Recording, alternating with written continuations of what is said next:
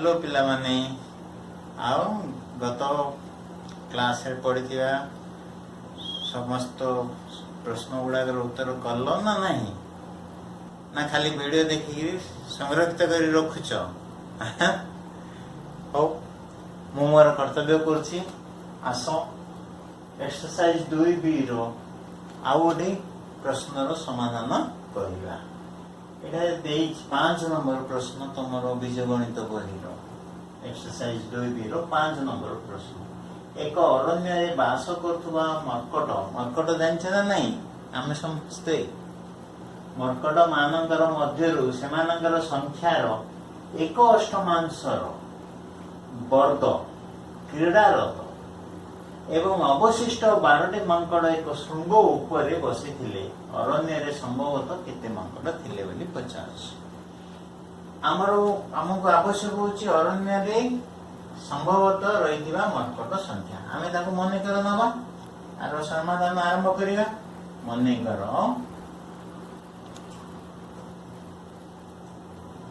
अरण्य रे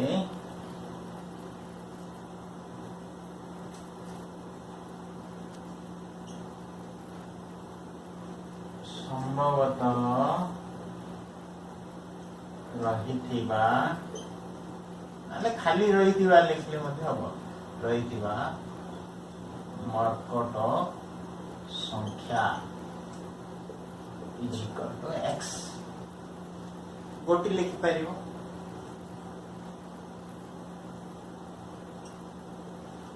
आई खाली x मध्ये लिखि परिबो हैला। देयरफॉर जेति की बास करथिले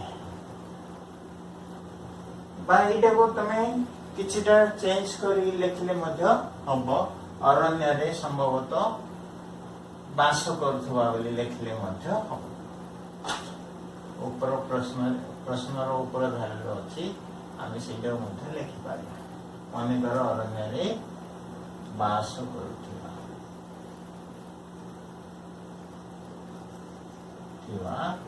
मर्कट संख्या x कोटी लिखिदेले हैला। सेमानंदर 1/8 वर्ग क्रीडारत थिले तेणु क्रीडारत मर्कट संख्या क्रीडारत मर्कट संख्या कौन हबो ना ये संख्यार अष्टमांशर वर्ग 1/8 वर्ग ये संख्या ला x तार 1/8 ला x/8 आरो वर्ग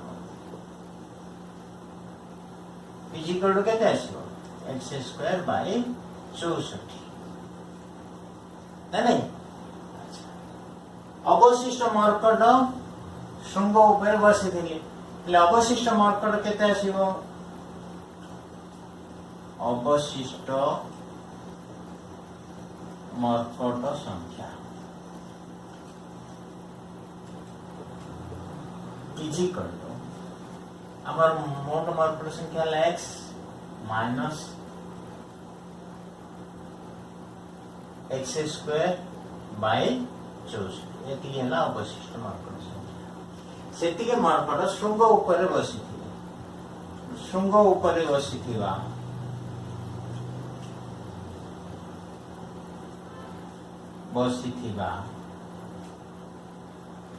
मर्कट संख्या केते देछि 12टी अवशिष्ट 12 लाई। तो प्रश्न अनुसार से कहछि जे अवशिष्ट मर्कट शृंग ऊपर बसिथिले तेणु शृंग ऊपर बसिथिबा मर्कट संख्या अवशिष्ट मर्कट संख्या सहित समान। तेणु प्रश्न अनुसार x माइनस x² by 64 is equal to 12। Simplify लसागु पकेते 64 into x 64x minus x² is equal to 12 by 1। This implies 64 into 12 12 को 68 4 12 को 72 4 76 is equal to 64x minus x square है। This implies x square minus 64x plus 768 is equal to 0। बर्तमान आमर दुई घात समीकरण पलि आसला।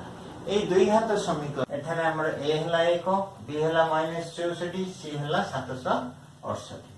Therefore x is equal to minus b plus or minus root of b square minus 4ac by 2a। एटा हला फार्मूला। अच्छा मूल्य पकाओ। मूल्य पकाइले हमर केते माइनस b हला minus 64 plus or minus root of b square हला माइनस 64 रो होल स्क्वायर है माइनस 4 इंटू ए हला 1 इंटू सी हला 768 बाय 2 गुणन 1 is equal to minus minus plus 64 plus or minus root of एटा केते होबो 4096 गुणिले माइनस ए दिटा गुणले 3072 by 2 is equal to 64 plus or minus root of एटा माइनस करो 6 2 गेले 4 2 0 1 by is equal to 64 plus or minus 1024 रो रूट हला 32 बाय 2 हम रूट बाहर पड़ला। वर्तमान में अल्फा बीटा को अलग अलग कर दबा। This implies x is equal to 64 plus 32 by 2 किंबा x is equal to 64 minus 32 by 2 is equal to केटा हो 96 बाय 2 इज इक्वल टू 48 किंबा x is equal to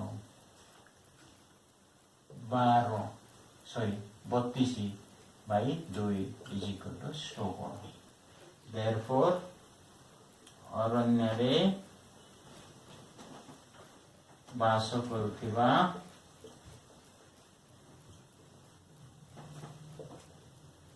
मर्कट संख्या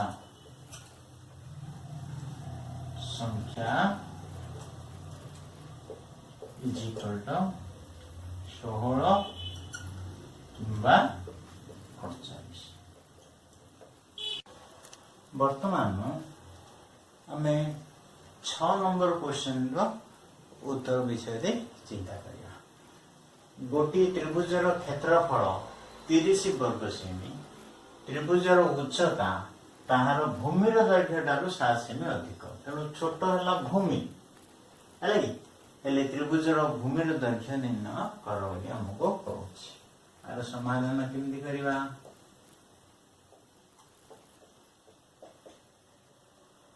मन कर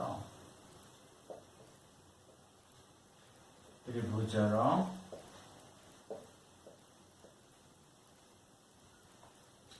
भूमिर दैर्घ्य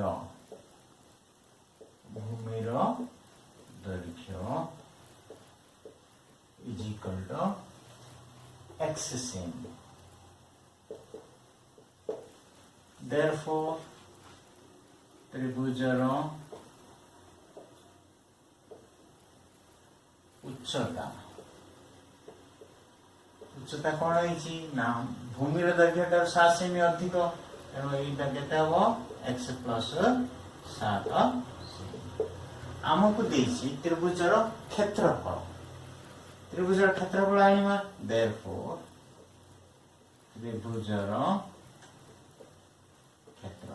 त्रिभुजर क्षेत्रफल सूत्र कौन हाफ इंटू भूमि गुणन उच्चता बा भूमिर दैर्घ्य गुणन उच्चतार दैर्घ्य इज इक्वल टू हाफ गुणन भूमिर दैर्घ्य हला x गुणन x plus 7 is equal to केते होबा देखो x square plus 7x bye 2 वर्ग ଏଇଟା କ୍ଷେତ୍ରଫଳ ଏକକ ସେମି ଥିଲେ କ୍ଷେତ୍ରଫଳ ଏକକ ବର୍ଗ ସେମି ହବ। ବର୍ତ୍ତମାନ ସେ ଆମକୁ ଦେଇଛି କେତେ ନା ଏହାର କ୍ଷେତ୍ରଫଳ ହେଲା 30 ବର୍ଗ ସେମି। ପ୍ରଶ୍ନ ଅନୁସାରେ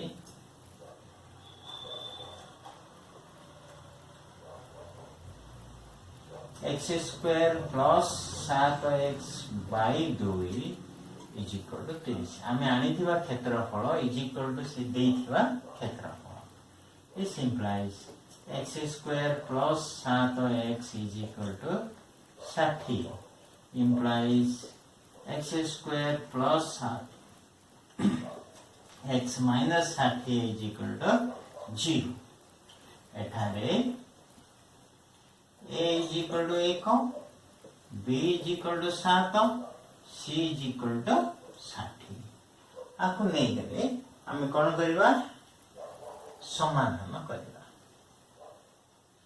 Therefore x is equal to minus b plus or minus root of b square minus 4ac by 2a एटा हला हमर सूत्र है नहीं वर्तमान से सूत्र रे हमें ए विषय मूल्य स्थापन करिया is equal to minus b वेले हमला 7 plus or minus root of b square वेले 7 रो होल स्क्वायर माइनस 4 गुणन ए हला 1 गुणन सी हला 60 है नहीं बाई 2 गुणन ए हला 1 minus 7 plus or minus root of 7 square केते 49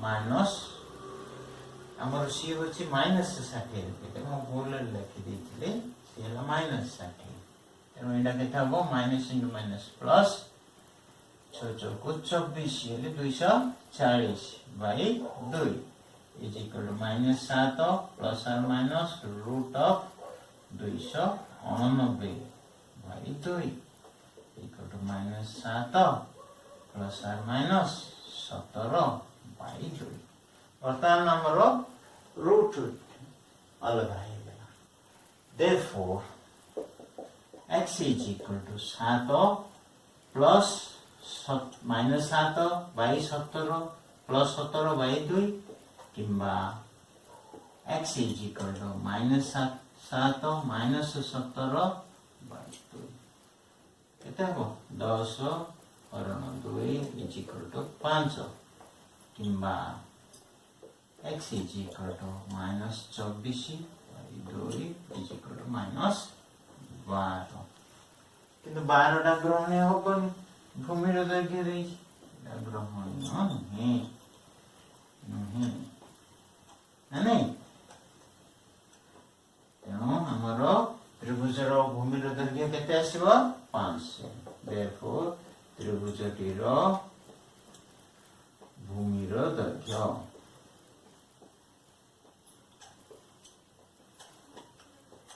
is equal to 5